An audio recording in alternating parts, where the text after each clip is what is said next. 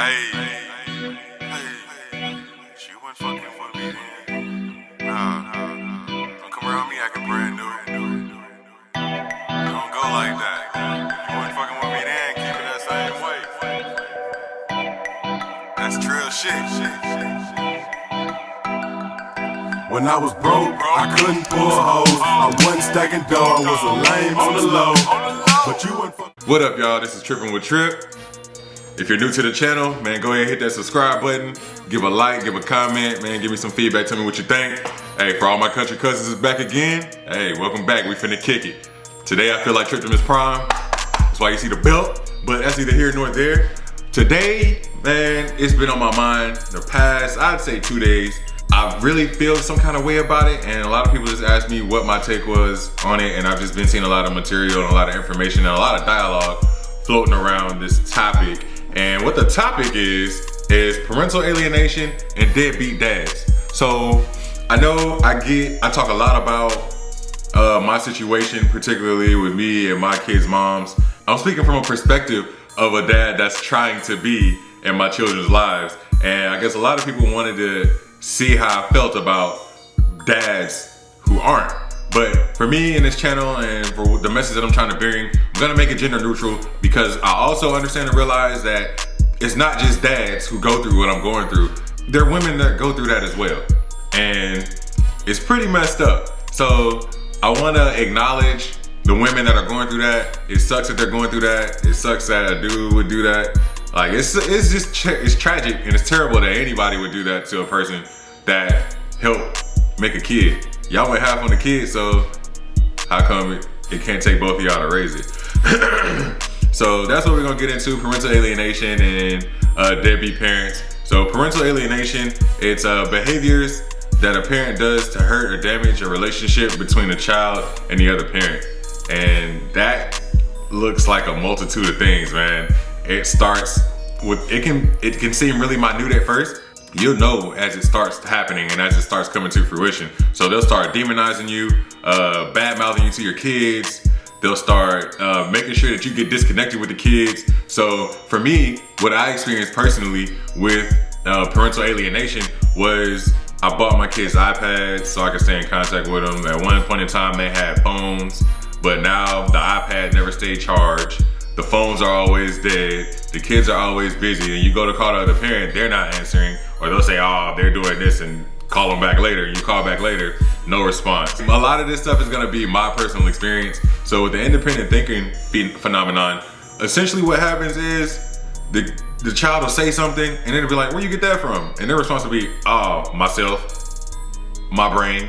Like, nah, bro, you didn't say something like it. And then with that, the answers will sound coached. It'll sound like somebody's brainwashing them, kind of, or they've heard it so many times that now they're in that situation where they can use that answer, and that's the first thing that comes up. Also, what else you'll see with parental alienation, if you're the parent that's being alienated, the kids will support the other parent to no end, like will die on a hill for their honor. And their kids, they don't really know. All they know is what the other parent is telling them, and that's why it's so important as parents who are being alienated to be there. Because if you're there and they're telling the kids all these bad things, but then you're showing the kids all the good sides to you and you're doing all this dope stuff for the kids, yeah, it's gonna be confusing for them at first, but at the end of the day, the truth is gonna come out. They're gonna be old enough, they're gonna ask questions like, hey dad, mom used to tell us this, what was going on with that? And then you can tell them the truth. Like, don't sugarcoat it, be real, because sugarcoating it, that's not an effective method for me.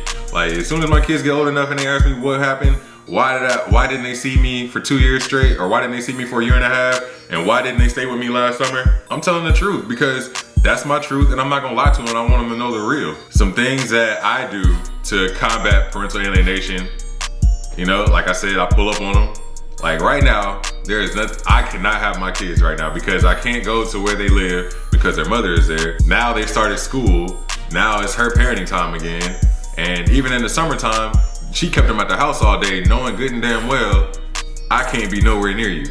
She took them out of daycare early, so I couldn't go get them out of daycare when school had ended. So I had to wait that out. I had to tough it out, I had to take that on the chin. That's one of the things I do. I pull up on them every chance I get. I document everything. Like, I will never have another voice phone conversation with neither one of my kids' moms, ever in life. Ever. Ever in life. They will never hit, my number will never pop up on their phone, ever. Not in a text message, well, in a text message, nah, not even in a text message, like email me. Because at this point, y'all done already made up fake text messages, you know what I'm saying, sent them back and forth and said it was me saying and doing things and it wasn't. And luckily a judge saw through that and my attorney saw through that, and yeah, it worked out in my favor. But at this point, you're gonna get an email so we can see the traffic, we can see the times, and that's about it. Other than that, that's the only way I'm communicating. Keep all your phone records, keep all your old text messages if that's how you choose to communicate. But me personally, I can't take that chance no more, because once you already put me in a bad spot, once you've already tried to villainize me and now you criminalize me, like, nah, bro, I'm finna play it all the way safe. You will only get an email from me for as long as you live. As long as there's a need for me to talk to you, it's gonna be in an email. If it takes long, oh well. Like, if it's an emergency situation, I get it when I get the email. Call 911 first. Don't that what they tell you when you call any other appointment line, when you call the doctor? Hey, if this is an emergency, hang up and call 911. Don't call me. Handle the situation, call 911. Send me the email, I'll see it, because it's 2021. I see every email that comes to my account through my phone. So, okay, cool, I see the name, all right. Here goes some drama, and it is what it is. I document everything, I go see him, and lawyer up. Like, lawyer up. If you're in this situation and you're alienated, lawyer up. Because at this point, like, you already see the games that's being played, and it's not fair and it's not cool. And for those of y'all that can't lawyer up, take the steps that I mentioned before. Go see him whenever you can, however you can. It doesn't jeopardize your safety. Keep everything. Keep all the phone messages, keep all the phone times you called and there was no answer. All the times you texted and there was no response. All the time, well, not all the times, because hopefully you ain't buying stuff like that. When you bought iPads or telephones for you to talk to the kids, and just try to paint that picture and protect yourself. It may be difficult to do on your own without a lawyer, but it can be done. Like, there's tons of resources online, Google, YouTube. It's a bunch of resources. It's not a secret. You just gotta do it yourself. Like, when I filed for my divorce, before I saw how stuff was going left, I filed myself, went down to the courthouse, got all the papers that I needed, filled them out, served her myself, and then boom. It wasn't until after she started doing the underhanded stuff, the sneaky stuff, that I decided to lawyer up. And at that point, like, I'll never do that again. I'm going to keep a lawyer on retainer just because I already know what's about to happen. Just in case her and her fam get to acting stupid or get the ish to do something stupid or do something retarded. Hey, you talk to my attorney about that. That's between you and my attorney. You like I said, she'll never get another voice conversation out of me, ever. And nobody from her side of the family has anything to say to me, because at this point, I don't have to deal with y'all. I'm not gonna deal with y'all. And that's another thing that can come in between that and come up with that is, you know what I'm saying? Third party contact with the family. Like, cut all that out. Like, your only obligation is your kids. That's the only obligation you have. Outside of that, quit talking to sisters, brothers, uncles, grandmas, cousins. Like, I dipped all that in the bud. We ain't got nothing to talk about, bro. My business is no longer with you. Like, we not connected like that anymore. I'm only connected to your relative through the kids, and I barely want to be that. You know what I'm saying? Not barely. I don't want to be that at all. But that's that on that. The next topic is gonna be deadbeat dads, deadbeat parents, deadbeat moms. I don't want to passively assume or passively affirm that, you know what I'm saying, only deadbeats are dads. Like, there are some trash moms out there too. Some pretty trash moms out there. Like the moms who won't let the dad see their kid because he's not paying child support, knowing he probably can't pay child support for whatever reason, but he's still trying to provide whichever way he can. Like, that stuff, I don't resonate with people who do wrong by kids by alienating parents and by stopping parents from trying to be a parent. Like, that's what constitutes as a deadbeat to me. Like, somebody who chooses to not be a parent. Somebody who chooses to not have a relationship with the kid. Somebody who chooses and willfully, you know what I'm saying, abandons their child. Like, if you can't provide financially, that's fine, but there are other ways to provide for a child other than financially or monetarily. And I think that's something we, as, for one, men, need to get away from is if we can't pay a bunch of child support, then all right, cool. Do what you can. If you're not working at all, then that means you can keep your kid while she at work. Like it's ways, like it's too many different ways. But those who choose to just not do it for whatever reason, like I can't resonate with that because me being in the military, I've missed out on a lot of things for my kids. And there is nothing that's gonna stop me from saying what's up to my kids. Like I've been deployed, working like on an opposite schedule. I'd be working in the daytime so they'd be asleep and be missing them. Like, dang. Like, but that wasn't gonna stop me from seeing how my daughter's first day of school went. That's not gonna stop me from telling my son happy birthday. That wasn't gonna stop me from telling my daughter happy birthday. Regardless of the terms that me and her mom was on, like I've literally called schools and be like, hey, this is their dad. I just wanna talk to him real quick. I've been missing him. I'm deployed right now. Can I tell him happy birthday? And sure enough, they were understanding. They called him to the office and it made his day. I could hear it in his voice as soon as I said, what's up, Zay? And face, like I could tell his face lit up, big smile. He wasn't expecting for me to call him. Like it's little things like that that you can do, you know what I'm saying? Besides abandoning that child, man, because they need both parents. And that's just something that I just don't agree with. I never understand it. I don't support it. Like if you got a kid out there that you not messing with and you can, but you're choosing not to, like you gotta step that up, bro. We gotta change that. I ain't here to bash you. I ain't here to embarrass you. I'm just telling you the truth. Like, be there for your kids, bro. They didn't ask to be here. And when you shot the club up, bro, you knew that was a possibility.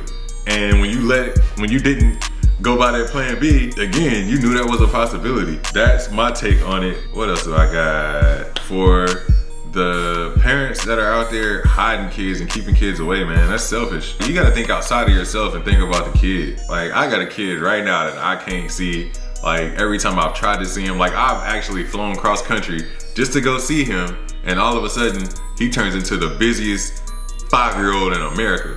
And saw nothing wrong with that. But that was on me, because I knew what I was dealing with. I knew what was going on. At this point, it's up to me to do something about it. And that's the thing. Like, if you're one of the parents that's on the receiving end of being alienated and you got a stupid co-parent, go take it to court. File them papers, man. You have rights too. Find out what your state laws are, and for your state, you can Google that on your phone, on a laptop. Hell, you even go down to the courthouse and see what the laws are. File them papers, bro. Get your time. I just brain dumped all that stuff. Ah, man. This is why you should write down every thought. Cause now I just forgot. The moral of the story is, man, don't let nobody stop you from seeing your kids. Don't let anything stand in the way. Like, there's always a workaround. There's always a loophole for you to find a way to your children, man. Don't let these people who are bitter, who are hurt, who are vindictive stop you from parenting. You deserve to be a parent just as much as that other parent does. With that being said, man, that's all I got. Some news. Hey, we're at 98 subscribers. They're on the road to 100, and may or may not have a podcast type deal coming for y'all soon. So I'm very excited about that. It's gonna be lit. It's gonna be a different perspective. It's gonna be more like this content that I'm giving y'all now, where I'm a dad that's actively trying to be in my kid's life. I hang around people who are actively doing the same thing. It's just we've all come from different parts. You know what I'm saying? We've all arrived at the same destination, just different paths. So there's definitely something that's in the works. Make sure y'all don't forget about the Scraps Club official merchandise raffle. Check out the Raffle Entry video for the rules, and check the description box of this video for the rules. Y'all be safe. Love y'all kids, man. They need y'all. Don't abandon them. They didn't ask to be here. Take care of them, man. They need us all. Y'all be safe. North. Hey. You went fucking with me then. Nah. Don't come around me acting brand new. Don't go like that. If you went fucking with me then, keep it that same way. That's trill shit. When I was broke, I couldn't pull hoes. I wasn't stacking dough. I was a lame on the low. But you went fucking